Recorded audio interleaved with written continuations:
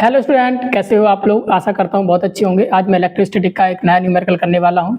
देखते हैं क्या इस न्यूमेरिकल में और इसकी अप्रोच क्या होनी चाहिए। तो क्या लिखा हुआ है कि two insulated charge copper sphere A and B have their centre separated by distance, यानी दो चार्ज स्फीयर हैं जिनका नाम है ए और बी, और जिनके बीच की जो सेपरेशन है वो मुझे कितनी दी गई है 50 सेंटीमीटर। तो जब भी न्यूमेरिकल सॉल्व करो सबसे पहले लिख लो जो हमारे पास होता है। तो मुझे क्या दिया गया, दोनों के बीच का सेपरेशन यानी डिस्टेंस दिया गया है। तो आर की वैल्यू कितनी है, that is equal to 15 centimetre. और 15 सेंटीमीटर को मैं लिख सकता हूँ 15/100 metre, that is equal to 1/2 metre. What is the mutual force of electrostatic repulsion, यानी मुझे फोर्स की वैल्यू बतानी है if the charge on each is, यानी Q1 की वैल्यू कितनी है, तो दैट इज इक्वल टू, या फिर QA लिख दो, ए पर कितना चार्ज है, charge on A that is equal to 6.5 into 10⁻⁻7 coulomb. Charge on B वो भी कितना दिया गया है, that is also 6.5 into 10⁻⁻7 coulomb. मुझे क्या निकालना है, दोनों के बीच का फोर्स निकालना है। तो F की वैल्यू निकालो, then F is equal to, formula अगर आपको याद हो तो by Coulomb law the force between two charge is given by K into QA into QB upon R square. तो what is the value of K को अगर जब कुछ नहीं दिया गया तो हम किसको मान लेंगे, उसको मान लेंगे कि वो किस में रखे हुए हैं, एयर में रखे हुए हैं। और एयर में K का वैल्यू होता है 9 इंटू 10⁻9। QA का वैल्यू कितना है, that is equal to 6.5 into 10⁻⁻7।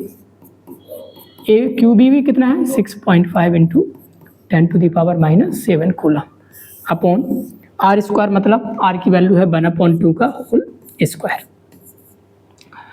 तो इसको एक साइड कर लो, 9 इंटू 6.5 इंटू 6.5 और ये कितना हो गया, दैट इज इक्वल टू 10⁻⁻7 10⁻⁻7 -7 -14 और प्लस के 9 that is equal to -5 upon 1/2 का स्क्वायर होता है 1/4। ये 4 ऊपर मल्टीप्लाई में चला जाएगा, यानी मैं इसे लिख सकता हूँ 9 इंटू 6.5 इंटू 6.5 इंटू 4 और कितना बचा हुआ है, that is equal two into 10⁻⁻5 कितना है, 10⁻⁻5। अब इसे सॉल्व कर देते हैं तो कितना आ जाएगा, 9 से एक कम करो, 6.5 से पहले बटे 6.5 2 जा 4 जा दैट इज इक्वल टू 6.5 को 4 से अगर हम मल्टीप्लाई करेंगे तो पहले 9 इंटू 6.5 इंटू ये दैट इज इक्वल टू 26। ये कितना हो गया, 4 5 जा 20, 4 6 जा 24 इंटू 10⁻⁻5। इसे और सॉल्व कर लेते हैं एक बार, कैसे सॉल्व करेंगे, नहीं तो एक काम कर लीजिए वो ज़्यादा आसान हो जाएगा। पहले एक काम करो, 9 इंटू 6.5 और 6.5 का मल्टीप्लाई कर देंगे तो 25 और 42 ये हो जाएगा इंटू 4 इंटू 10⁻⁻5। तो अब इसे क्या करना है, पहले 9 से मल्टीप्लाई कर दो, तो 9 5 जा 45, 9 2 जा 18, 18 4 22, 9 2 जा 18, 18 टू 20 की 0, 9 4 जा 36, 36 और 38, एक और 2, 2 मल्टीप्लाई करेंगे 4 का इंटू 10⁻⁻5। ये कुछ नहीं है, सीधा मल्टीप्लाई करना है आपको।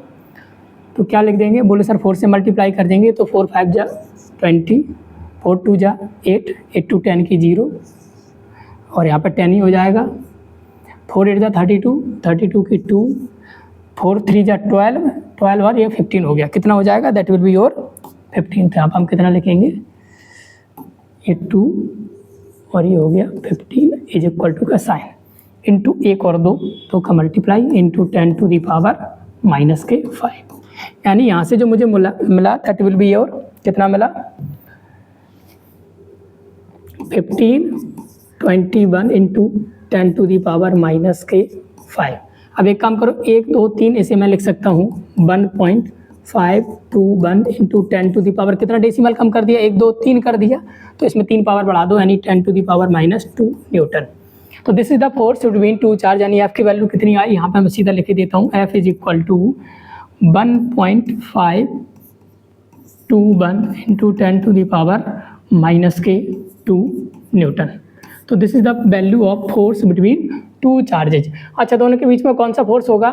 फोर्स रिपल्सिव फोर्स होगा क्योंकि सेम चार्ज है, तो वो तो दिखाइए पहले कौन सा फोर्स है, रिपल्सिव।